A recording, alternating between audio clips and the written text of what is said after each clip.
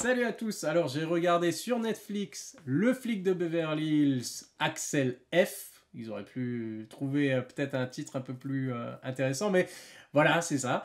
Et c'est Le flic de Beverly Hills 4 du coup. Et le retour après 30 ans, purée, 30 ans. Le dernier il date de Le flic de Beverly Hills 3, c'est 94, donc ça fait 30 ans, voilà. Et 40 ans par rapport au premier film. Pour un peu de contexte, on doit le dire tout de suite quand même. Alors, c'est encore une fois, si on se dit qu'ils essayent de jouer sur la nostalgie ou un truc comme ça, ok, oui, il y en a, clairement. Il y a le retour de Serge, bien sûr. Il y a les thèmes qui sont là, tous les thèmes musicaux qu'on peut entendre dans le flic de Beverly Hills sont de retour, même des musiques carrément de la bande originale, d'accord. Il commence avec la même musique que le flic de Beverly Hills 1, si je ne me trompe pas, en train de rouler dans les rues de Détroit et de voir voilà, les gens vivre leur vie voilà, dans les rues de Détroit. Et donc, on veut revenir, et ça fait un peu justement, pas remake, mais requel, comme on dit, puisque ça continue l'histoire, mais ça reprend beaucoup d'éléments, ça reprend énormément d'éléments du premier film de Flic de Beverly Hills 1, où ils essayent justement de se rapprocher plus de l'ambiance de ce film-là que de l'ambiance des deux autres, qui étaient, même si c'est dans la continuité, même si c'était Axel Foley, même si c'était Eddie Murphy, et qu'il apporte ce que Eddie Murphy apporte, des films étaient très différents, le 2 et le 3, du premier. Voilà. Et on le dit tout de suite, voilà, quoi qu'il arrive, peu importe la qualité, je veux dire, qu'on attend de ce film, on n'attend clairement pas un chef-d'œuvre.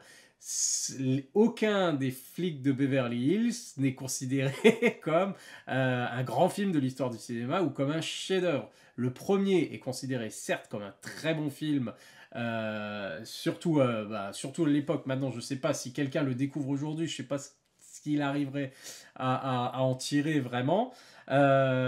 Surtout que c'est un peu daté, pareil, au niveau de l'humour, au niveau voilà, des choses comme ça. Ça peut aujourd'hui froisser certaines personnes et être mal accueilli. Mais aucun de ces films n'est considéré comme un chef-d'œuvre, mais comme des grands succès voilà, de films d'action-comédie des années 80, le troisième 90, et le troisième est considéré comme un mauvais film déjà, hein, pour commencer. Donc le film, il n'a pas une pression de malade non plus. Et en plus, il sort sur Netflix, donc il n'a pas de pression d'essayer de faire des entrées. Et c'est tant mieux parce que le film reste un film moyen. Voilà, le flic de Beverly Hills 4 est mieux que le flic de Beverly Hills 3, je dirais, parce que le scénario est un peu mieux construit, un peu moins de bêtises, de gags juste là pour faire rire. Là, ils ont fait l'effort quand même de mettre une vraie histoire, même si elle n'est pas super intéressante, on va dire. Les méchants sont pas super intéressants. C'est plutôt basé justement sur la relation, et c'est pour ça qu'ils ancrent le film dans une relation, la relation personnelle entre Axel Foley du coup et sa fille qui est avocate et qui se sont pas vus forcément depuis un moment, et puis qu'il va essayer de recoller les morceaux parce que elle a des ennuis, Billy Rosewood a des ennuis, et que du coup il débarque à Beverly Hills de nouveau pour régler certains problèmes. Et du coup, ben, on retrouve on va dire, des scènes au niveau de son enquête, comme il va embêter certaines personnes, s'introduire dans certains lieux voilà, où il n'a pas à aller, avec sa tchatch, etc., etc. Donc on retrouve tout ça, toute la formule qui a fonctionné, on la retrouve là. Eddie Murphy est en forme, faut dire ce qui est, mais ça reste quand même Axel Foley, 40 ans plus tard, il a pu je dirais, la même énergie. Du coup, c'est un peu, mais en même temps, enfin, je veux dire, à son âge, Axel Foley, à 60 ans, je sais pas, je sais plus quel âge ils lui ont donné dans le film, enfin bref, c'est quand même assez, je vais pas dire, il y a des bonnes scènes d'action à l'ancienne, des gunfights, des courses poursuites, tout est là, tout est là, tout est là. Mais finalement, on a l'impression, voilà, enfin, de regarder, on a l'impression de regarder un film des années 80.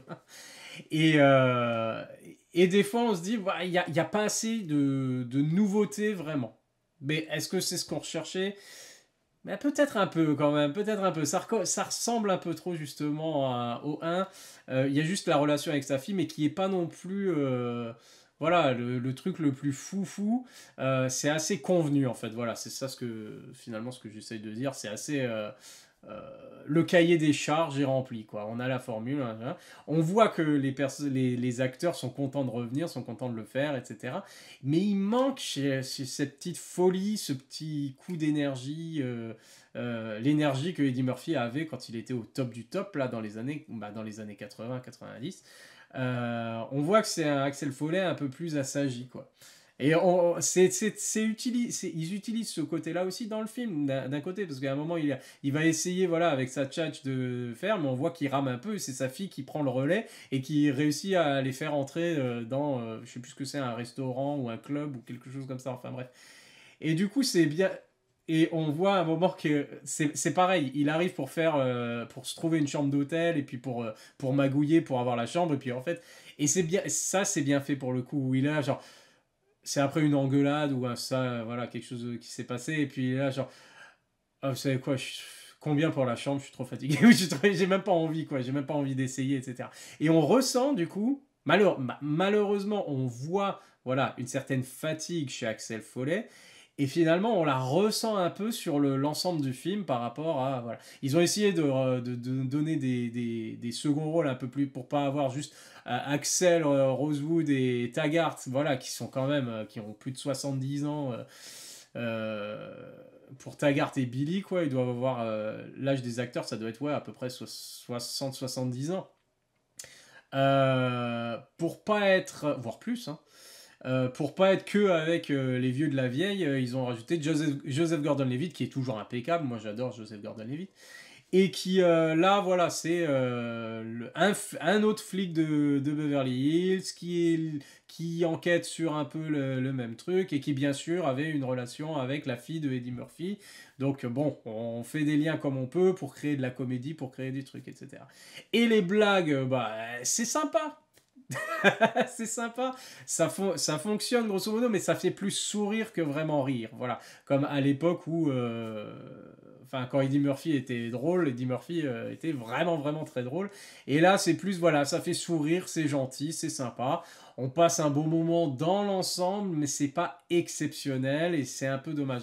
Et j'ai dit, j'attendais pas forcément, bah, vu la trilogie déjà d'origine, on n'attend pas un chef-d'œuvre, mais j'attendais un peu plus peut-être d'énergie, un peu plus. Le charisme est toujours là.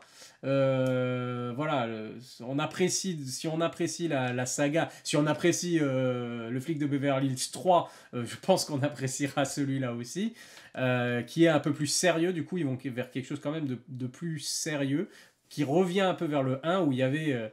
voilà, c'est pas uniquement de la comédie comme dans le flic de Beverly Hills 3 où c'était un peu le grand foutoir. Et du coup, bah voilà. Je reste un petit peu sur ma faim. J'ai bien apprécié, ça m'a fait plaisir de revoir ça, etc. Mais voilà, un peu la fatigue quand même. Et un peu rester sur sa faim. Voilà, c'est tout pour le flic de Beverly Hills 4. De toute façon, c'est sur Netflix, donc faites-vous votre propre idée. J'espère que ça vous plaira.